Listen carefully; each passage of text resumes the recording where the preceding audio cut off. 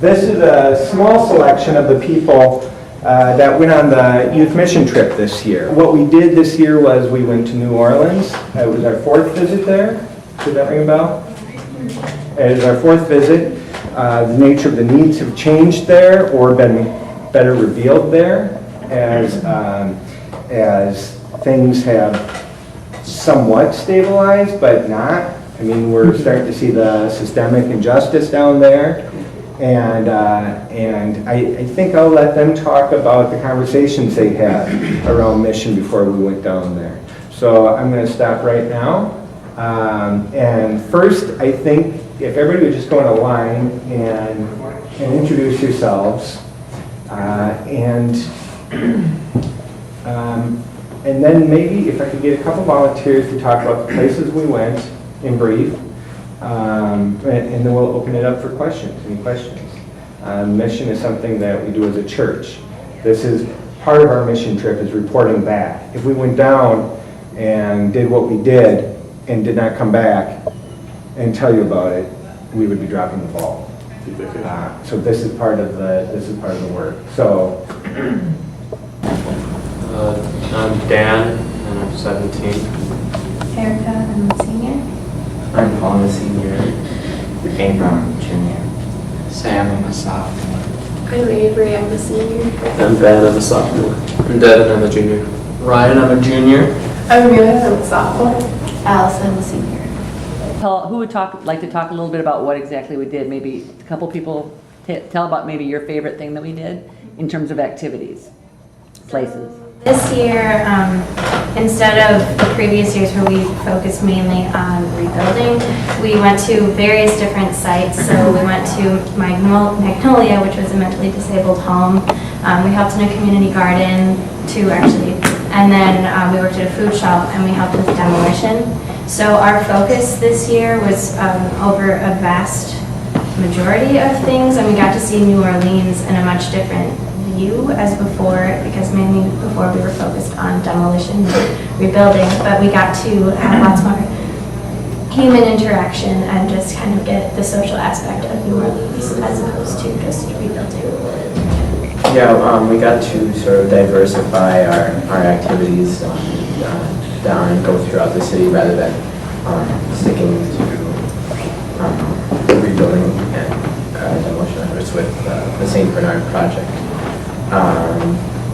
One thing that stood out to me was definitely the Magnolia House, which more specifically was a home for developmentally disabled adults, and we got to, some of us got to spend more time than others, but I think we all were impacted by that experience, and I think we all have stories to share.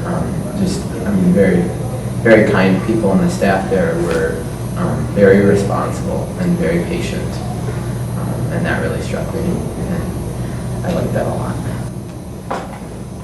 Other people have anything they want to say? Something that touched you profoundly? Something that angered you? I really liked the tour we did of the I forget the name of the place, the plantation or whatever. I forget what the name of that was. Laura? Yeah. Laura? Yeah. I just thought it was really interesting to see like some of the history of New Orleans and some of like the logic that goes on in those houses and how the river placement works in union with like the house, and how they use the air from the river to go into certain parts of the house, and they do business in certain parts of the house, and they live in other parts, all due to the giant river that's right next to the plantation. So I thought that was pretty cool. How did you feel about traveling that far to do those activities in particular? I know for the audience, we talked about that in depth, and I wonder if you guys could share the youth perspective on not just going to a place to do one thing, like rebuilding in a crisis situation, but doing many social service things. I'll say I think some people when we went down there at first thought that what we were doing was a little trivial to be going that far to do it.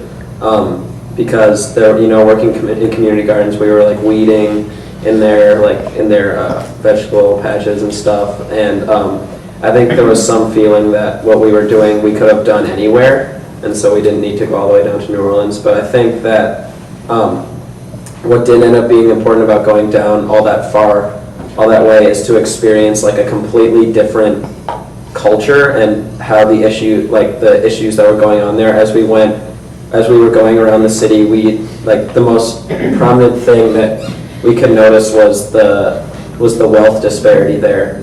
I think it was Thursday night, we went to a house of some of the members of the congregation of the church that hosted Rhino for a pool party out back of their house, of their very nice, very large house, the pool next to their back house, as they called it, which was basically an entire another building for guests.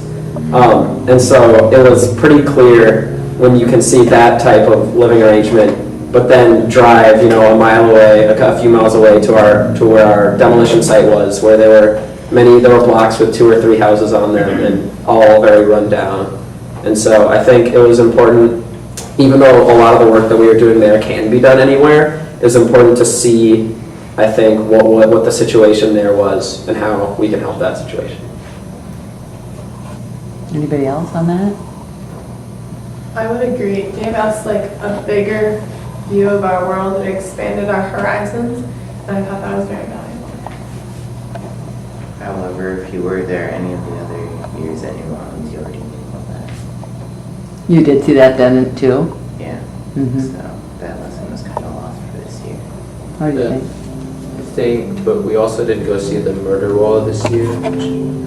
Want to describe that? I've never seen anything like it. It's sort of like, I guess you could compare it to the Vietnam Memorial with all those dead people's names on it, because that's all it has, of just people murdered because of, I guess, wealth disparity and problems inside of New Orleans. And the night we went to the wall,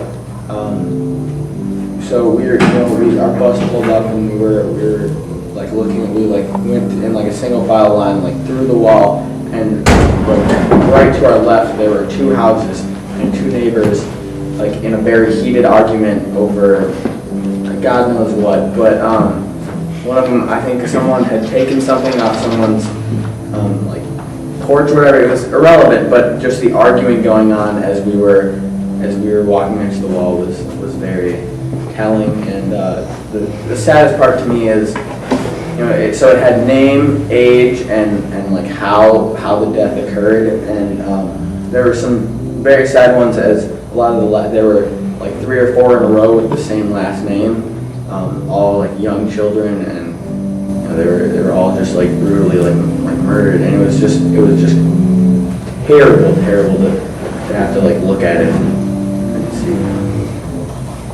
And with the wall, it sort of listed the people's names, how they were killed, and how old they were, and the year and the date. And it was just amazing. It was horribly sad though to see like how everyone had been killed. And like most of them were shootings. That was the most common death, and it made me want to advocate more for gun control because it seems to be a serious problem.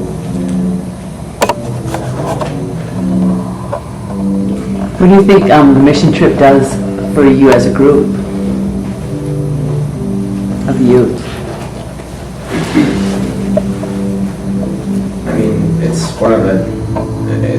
we spend the entire year working up to this trip, and I think in the process of fundraising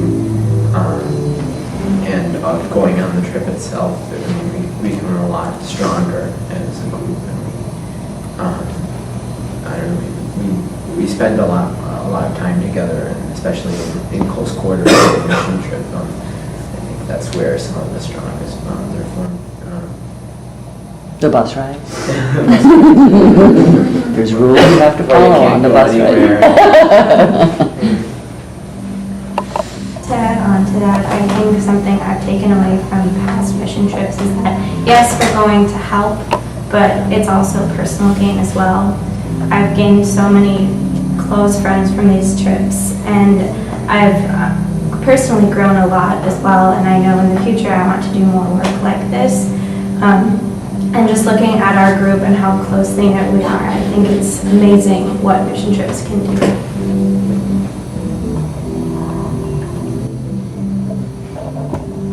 Has it changed anything? Has there been any time since you've come back where the mission trip has come to mind while you're doing something else?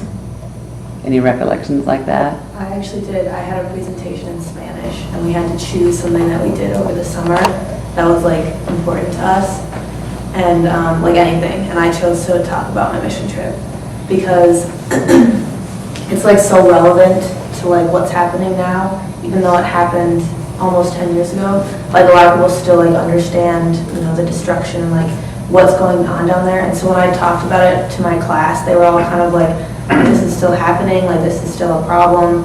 And it was really interesting to see kind of how people still react to it. And it was kind of, so that was kind of how, like even 3 months later, I'm still taking away from it. So. You did all that in Spanish? Yeah. That is great. Do other people have questions? Please. Oh, I'd be interested, for those of you who have been to New Orleans before, what had changed, what had not changed?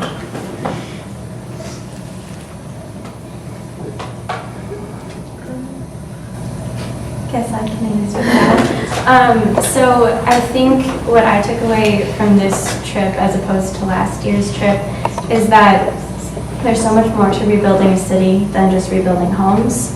You know, going to the Magnolia House and seeing that aspect of society is completely different than, you know, breaking down a wall. So I think from this mission trip, we got a much broader view of a society in despair and how we can fix it. Well, not in a week, but, you know, we can definitely help.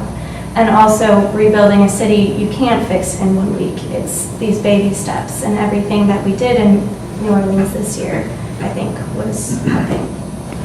Yeah, the variety of the work that we did this time around. One of the things that I really appreciated was working at community gardens. Some people found that as you know, a little trivial, a little mundane, but I think that these community gardens are really can be an integral part of neighborhoods because a lot of people don't have access to grocery stores where they can buy fresh produce. They're more used to maybe a convenience store type setting for getting their groceries. And so in terms of changing the nature of a community itself, I think that those community gardens are can be very, very helpful in improving the overall health of a community, as well as making teaching people to be, you know, stewards of the land and to use what they have. And I think that's that for me was something that was more lasting than, you know, doing a part of a demolition project. I think that the work in those community gardens was it was striking to me how many people from the community would flock to these community gardens and work on their own accord and bring home fresh produce to their family. And to add on to that, I think the nature of our work changed there a lot, which we talked about how it was much more diverse, which meant that our experience was a lot different than it was last year.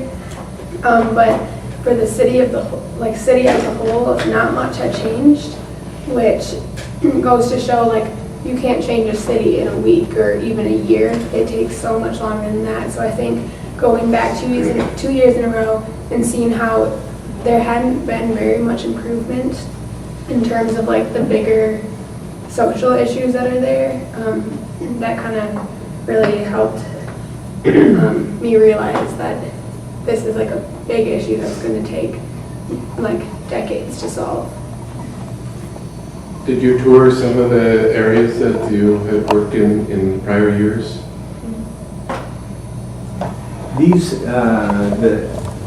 these folks would not have been on the earlier trips, so we drove by them, but we've been down there so long that these particular kids, youth, young adults, hadn't necessarily been on those trips. So, but did we go back to Spaces from last year? I thought we drove by. We didn't drive past. Oh, we drove Didn't we? past the playground that they built. Yeah, that's right. So that was a while ago with the house that we worked on last year. We didn't. Do you remember somebody that particularly blessed you in the grace that they showed back to you? Or a particular experience that you're going to hold and remember throughout your life? I remember in past years when, the lady who they needed to paint after and, just making impact that people still talk about now. Was there someone in particular that impacted you and that you received grace back from? Because it is always a two-way, thing, right? I think the people at the Magnolia home, they were just so happy to see you. They didn't really know where we came from, but they were just so happy. One woman told us about her hip replacement. She asked for all our friends, and we were like, oh, well, one's name's Sam, blah, blah, blah. And we just listed them, and she was just happy to listen and tell us her life. And I think that was the biggest part for me. I remember this man who ran the Crisp Farms, which was one of the community gardens that we went to. I don't quite remember his name, but Patrick. He had done a lot of stuff. He had done, work and anything from construction to music production, and basically he said that his community garden was a convergence of all of his many talents, and he was just doing this very, very selflessly. He wasn't making very much money off of it or anything like that, but he was giving up his talents in service to this community, which that really struck me and kind of really inspired me. In the fact that he was just doing this selfless thing. Really, everything that he had been involved in really did converge on this farm, and I think that it can inspire me and inspire others to take advantage of what they have and find where their talents converge and to use them for good. That's wonderful. Follow God's plan. I think a stretch goal, one thing I want to compliment the youth on, because this had to be one of the tougher ones, was when we were told that in the middle of the day we were going to have a dance party, and which is really a stretch goal for people who A, don't like dancing, B, don't like dancing with strangers, C, again, why did we go that far to have a dance party? But this is a big part of their week. Is that a weekly event? I think they have something different every week, but it was definitely, everybody was looking forward to it, so. Yeah. And so the willingness, how many people were a little bit uncomfortable when you heard what we were doing? How many of you enjoyed it once we got into it? It was really a proud moment for me, on your behalf. As an adult and who work in the school system, and I hear a lot of people complain about the next generation and how they're always on their phones and they're always doing this. We have a fabulous next generation. They're not going to do it the way we did it. They're going to do it their own way, but they are magnificent. They were not glib. They didn't act privileged. They dug into what they were doing. They dug into why they were doing it. They expressed concern. They expressed joy. Edmund expressed Nietzsche. It was a philosophical and a theological discussion and exploration. And, they're not very old to be doing that. And if they're doing that now, they're going to do even greater things when they're adults. And I was very, very proud to be part of it. And that reflection is a development that I've seen over the years. And so I'd like to tap somebody to just talk about the Wednesday discussion, because that to me was, for all the work and all the money raised and for the incredibly long bus ride, to me, I felt like ministry was being done by the youth, to the youth, when we had the Wednesday, when you had the Wednesday night conversation. Somebody want to recount that? I'll let someone else do it, but I just want to preface the Wednesday thing with that Wednesday is notoriously, you can say this, right, the day that, you know, some people start to break down and, like, you know, things get, typically, or in the past, like, people, like, there have been, like, arguments and spats on Wednesday, so I'd just like to preface the Wednesday discussion. It's called the Wednesday Meltdown, and apparently it's ubiquitous in mission trips, that after half a week with each other, in uncomfortable circumstances, doing hard work, finally you just break down. Now, if you've ever been on family vacation, you know that happens, but multiply it. And we actually don't have those. The first couple of years we had those, but this year, I wouldn't even call this a meltdown. I think it was just a point where the conversation needed to happen. And I see Ben smiling, so I give him an assignment there. It's a little, well, it wasn't a meltdown, it was a little bit of a meltdown. But it wasn't too bad. It was a lot of questioning. Again, it was a lot of questioning the value of our work, what we were doing, particular frustration with weeding behind bushes in a community garden. And so, yeah, after, on Monday, Wednesday, and Friday, we would walk from where we were staying on the Tulane campus to the church that Rana was hosting us at, and do the small church service, and then come back. And when we came back, I don't know if it was scheduled that we were supposed to have that discussion. I think we were talking about something anyways, but then we got into this huge group discussion with everyone, like everyone was there, just about the value of our work, and everyone had something to say, which I thought was really interesting.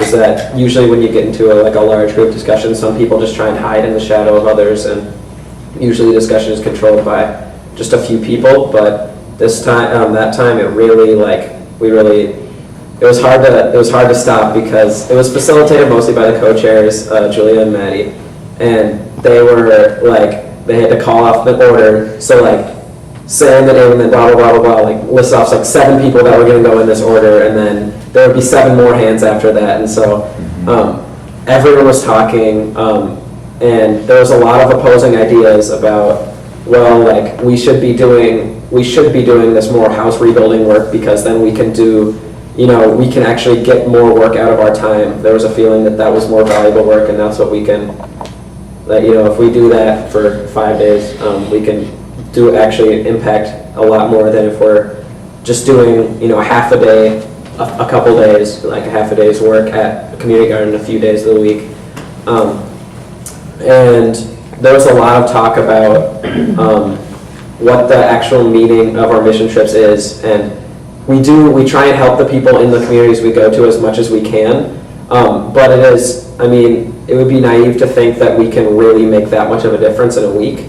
And so it's important to do what we can to help the people while we're there, but also to take education out of the experience and learn how each individual is able to help a community by just devoting their time or their resources to that place, and to grow as a community, as a youth group, to come together over this experience and learn together and feel that we all share this knowledge that we need to help places that we can't help.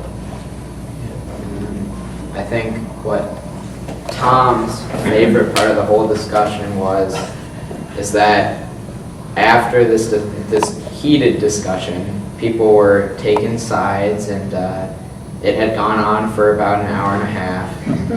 And a lot of people, most of the group had done this discussion, and then everybody decided to go play Frisbee after that. And it's just nothing had happened at all. And it was just, I think it was pretty amazing to see that, and Tom liked that part. I love that part. It was church. It was church because it was, you disagreed, some of the minds changed, some of them didn't.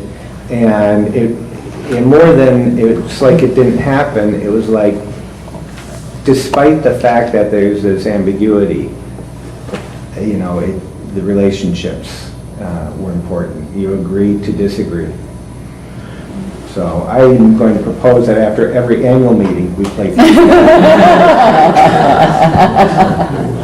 Janet has a question. Yeah, well, I would like to ask, sort of on that note of impact, purpose.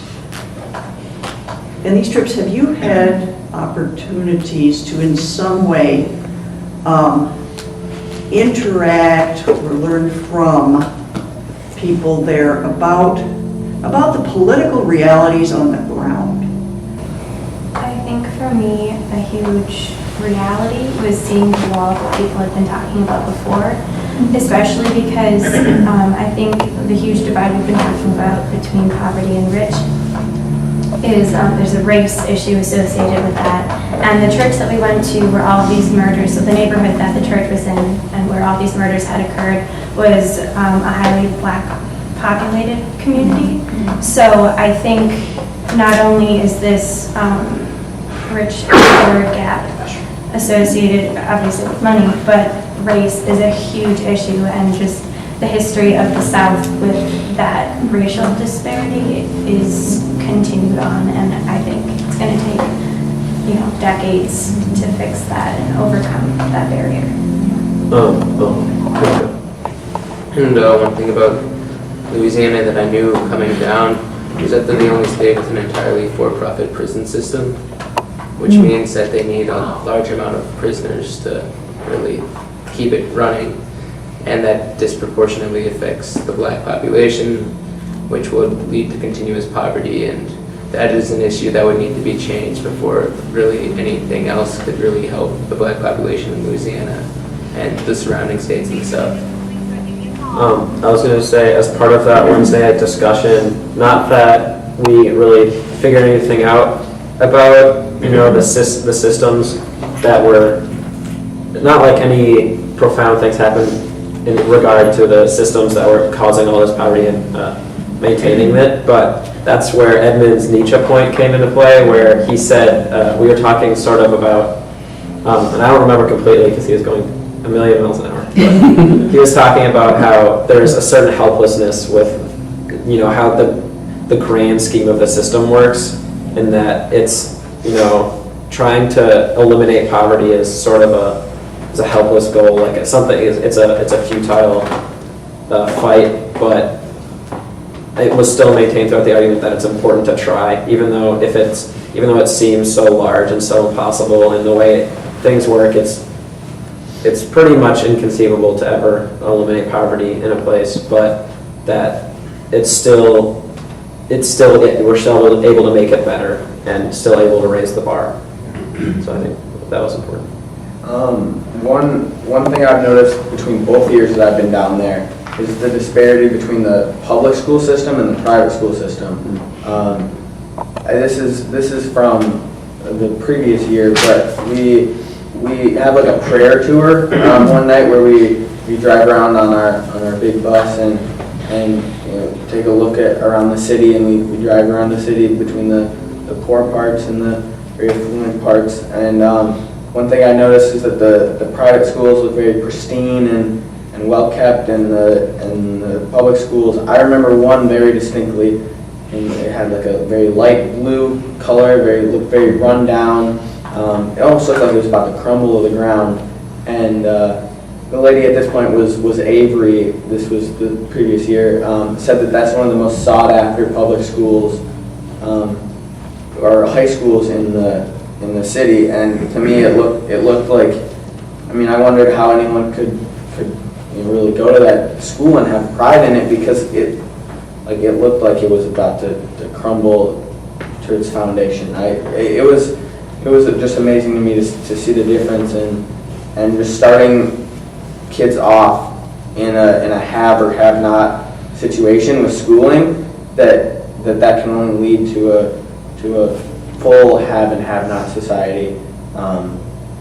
And like what Ben said, it's impossible to eliminate poverty. I mean, we are a capitalist society, so it's possible to eliminate poverty, but there should be a closer gap between the have and the have-nots. And to see it start so young, at kids at the age of 4 and 5, is just kind of sad to me. And I think that's something that needs to be fixed. I think New Orleans is a city too where you can really, like, it's like the clearest difference that I've ever seen between like the wealthy people and the people in poverty. Especially because when the storm came through, most of the destruction was in the poverty neighborhoods. And so like when you, like if you were to like have the storm again and the stuff that was destroyed was in the wealthier neighborhoods, like the outcome and like what was happening now would probably be so different because people would have the money to fix what was destroyed. But because so much was destroyed in the poorer neighborhoods, like there are still completely empty lots. Like when we go down to the Lower Ninth Ward, like there are still like 3/4 of the lots are empty, or just like concrete staircases that go up to nothing. And it's like it's so difficult to fix something like that when there isn't the resources or like the motivation to do it. And I think that's so clear in New Orleans, which is it's so difficult to see and so difficult to like deal with. But it's the truth, it's the reality. So. What's with me in the room where the employees at Magnolia were talking about the day of because Magnolia is a very laudable place, a laudable mission, but we overheard a conversation that was very disturbing that showed even amongst people who are disregarded by society, a divide. And would you like to tell that story? Well, it was 2 nurses, and they were just talking about their experiences during Katrina. And they said it was Magnolia Home said that they had to stay there and help the mentally disabled people, and it was a choice between your family and the people that depend on you. And it was just amazing to hear their stories, what they did. They're all black too. Yeah. All the workers were black. Pretty amazing living there. And to fill in a gap there is very dependent on their wage labor. They supporting families with this, and they were told to remain. And one day they showed up for work, and they were busing all the residents into a safe zone. The day the hurricane hit, and all the employees were left without a way to get out of the city or connect with their families. And so it was one where even amongst people that you're looking at and saying, both have suffered, that there's still some privilege.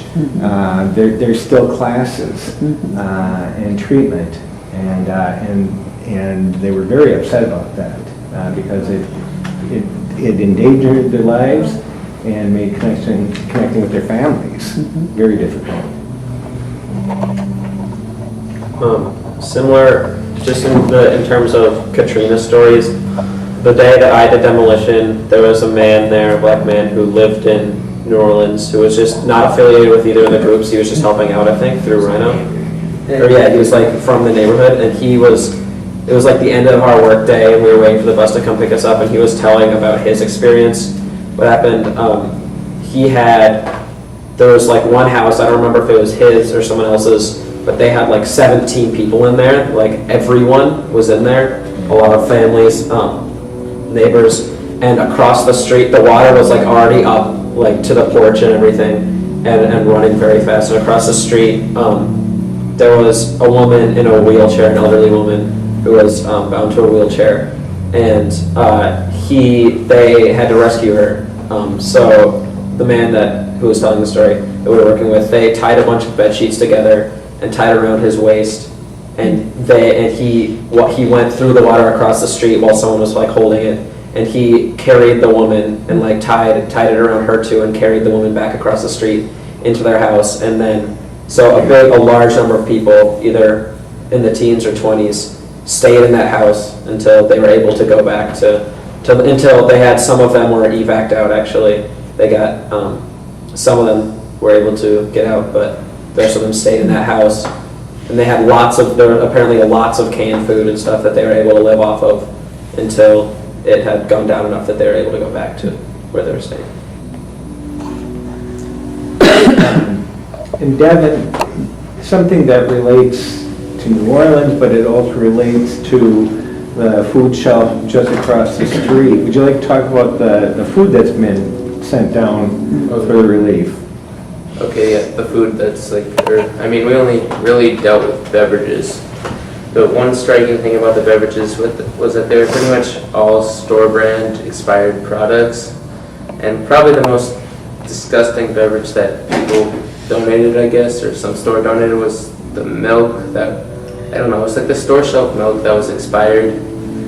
And some of I would say half of them half of the packages broke when we tried putting them on. It was just horrible. And it was just strikingly depressing to see the fact that these people had no fresh juices or fresh milk, and that they pretty much just lived on extremely high amounts of artificial sweeteners, artificial flavoring and sugar, pretty much, because that's all store brand sodas are. Yeah. And that was the majority of all those beverages. Yeah, I was at one end of the conveyor belt, and I got to see everything that went by. I was moving it from one conveyor belt to the other, and it was 95% very sugary sodas. And so it's tough when you're living in a situation where you have to get the food from the food shelf, free food, that you can't get even food that's good for you. And so that just makes it even worse. And one more thing about the food shelf was that they also had the storage space for other food companies. So when you toured the refrigerator and stuff, one of the beverages that I noticed that they were storing there was the Odwalla smoothies, which I think are $4 a smoothie. So essentially you've got the 10-cent a can sodas, and then you have the $4 smoothies, and they're being kept in the same place, but they're just going out to different people pretty much. Yeah. Would anyone want to talk about the prayer partners? Because I think I was impressed by how sacred the kids hold that experience, and how it just increases, again, the bond between the group. And if you could, I don't know if everybody knows what the prayer partners exercise is about or how it works, but I was very impressed by that too. I'm very touched by it. So at the beginning of the week, on the way down, everyone draws a name, and everyone's name is written on a little piece of paper. So whoever you draw is your prayer partner for the week. So throughout the week and throughout working, you try to get to know them, keep them in your thoughts and prayers, and you just try to kind of get to know them, find their strengths, and it's just a way to form a new bond that you might not otherwise have formed. And then at the end of the week, we have this ceremony almost, where everyone sits in a circle, and we start with one person, and then they talk about their prayer partner, things that they noticed throughout the week, and all of their strengths, and then you come up with a charge for them. So something that they can improve upon for the next year, just to make them a stronger person. And then we have this ball of yarn or string that you then throw to your prayer partner, and that kind of forms a web between everyone, because the cycle just continues talking about prayer partners. And so by the end of it, everyone's connected by the same piece, and then we cut it, and you can make a bracelet of it or an anklet. I'm sure someone's wearing one. And so it's just a really touching night, because it's everyone talking about how close they've become with just one person. Then can I add to the end of that? And then at the end of that night, they extended curfew by a little bit so we could all go out and play Frisbee again.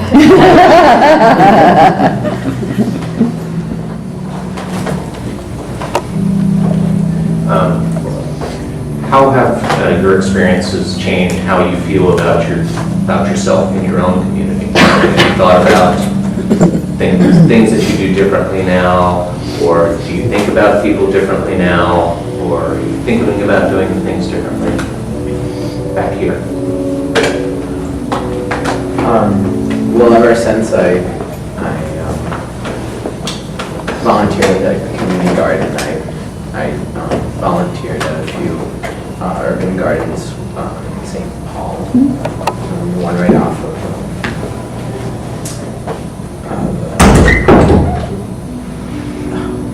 the one right off of Hamlin. Can't remember the name of that either one. Edmund, yeah, that's right. As well as one that's right near my house on Fire. I went to that one as well. And I don't know, I guess just saw the importance of a garden like that. And a lot of that to do with what's grown at these urban gardens is donated. It's not the people who volunteer or don't reap any rewards necessarily from physical rewards from it, because it's mostly donated, and so I think I think that I was inspired by the work of Patrick and just by how powerful these community gardens can be in changing the face of the community that I was compelled to volunteer again. Anybody else have something that changed for them? I think the same thing is I did a lot of gardening this year after I got back. Actually, the year before the camp that I work at had started, I garden in our camp, and like we ship them off to food. I don't remember. It's like a old folks home or something like that, and. So I did that for a while. I did gardening at my camp, and then I did, actually in Boston, I was in Boston, and my aunt kind of has like this community garden within she lives in Jamaica Plain, and it's kind of like a rising community inside of Boston, and I think it's pretty fun to work at a community garden there, because just everybody's having a good time. And then I planted trees over on the greenway down on, what is that, on the bike lane over in St. Paul. I think it's on, I forget where it is. It's right by my mom's work. Wonderful. 7th, yeah. For me, after the mission trips, I've learned to appreciate what I have so much more, because I think going there really shows how privileged we are. And coming back here and living my regular life, I've learned to appreciate what I have, because I've seen just very disappointments. Daniel, do you have anything you'd like to say? No, I'm sorry, I'm late. I was sick. I'm sick. Oh, I'm sorry. Nothing comes to mind right now. Okay.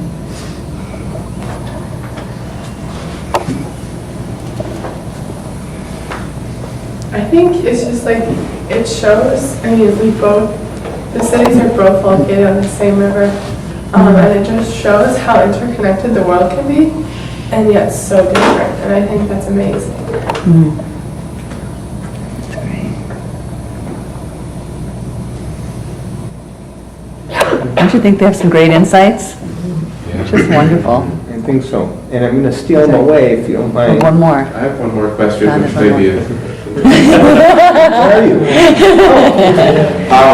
I guess as we kind of wrap up our discussion of last summer's mission trip, could you speak a little bit to the process that you used in deciding where you want to go on a mission trip? Meeting after meeting. And then we all put ideas on the table.